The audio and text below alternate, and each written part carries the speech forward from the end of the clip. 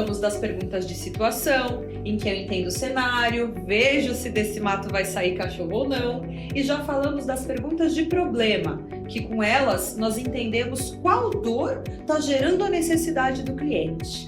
Agora, a gente vai falar das perguntas de implicação. Se eu tivesse traduzido o nome do método, eu chamaria essa etapa de prejuízo e consequência. Por quê? Porque nosso objetivo aqui é justamente entender as consequências que o cliente vai ter se não tomar uma atitude quanto ao problema que a gente acabou de conversar na pergunta anterior. Lembra do Zequinha que fica perguntando por quê? Bom, quando eu falo em entender, eu estou pensando aqui numa via de mão dupla.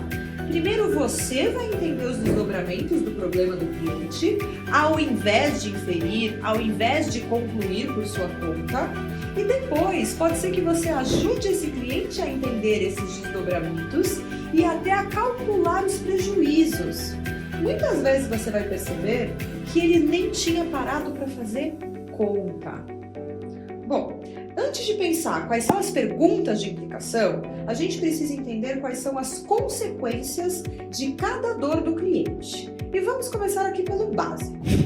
Uma pessoa que precisa da Vivotec normalmente tem as dores. 1. Computador velho, lento, travando toda hora. 2. Não tem um time interno para fazer a manutenção dessas máquinas. 3. Não tem computador backup para quando o colaborador manda esse computador dele para o conserto. Observe que nem todo mundo vai ter as 3 dores, mas que cada uma dessas dores tem uma consequência diferente. Por exemplo, ter um computador velho e lento, a consequência é falta de produtividade da área que está usando esse computador. Não ter um time interno de manutenção, a consequência é ter um custo de um contrato externo de manutenção, além do custo de gerenciamento desse contrato. E isso é uma dor de cabeça enorme. Cá entre nós, eu usaria isso como um bom argumento. Por quê? Essa consequência faz muita diferença. A grande maioria das empresas voltou ao volume de trabalho de antes da pandemia, mas não recontratou todo mundo que foi demitido. Ou seja, no nosso cliente nós temos muita gente sobrecarregada e ter um fornecedor a menos para gerir pode ser muito bom para essa turma, desde que você questione. Bom, a terceira dor tem uma consequência ainda mais grave. Sem ter uma máquina de backup, o colaborador deixa o computador dele para consertar e fica quanto tempo parado sem produzir? Quanto de dinheiro essa empresa está perdendo? Bom, agora a gente precisa transformar tudo isso em perguntas.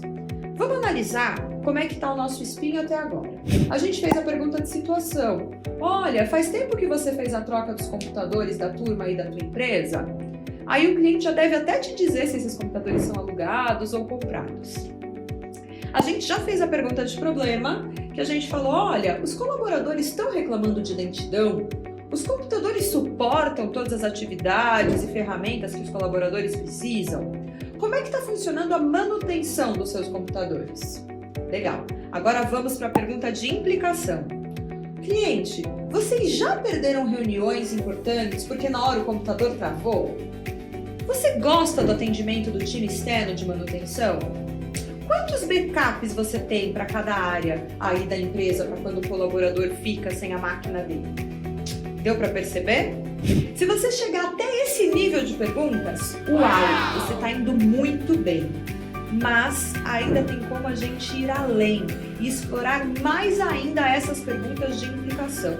A ideia é que agora a gente vá para o lado de quantificar, entender o quanto de dinheiro o cliente pode perder se ele não tomar uma atitude. E disso a gente vai falar na parte 2 desse vídeo. Até já!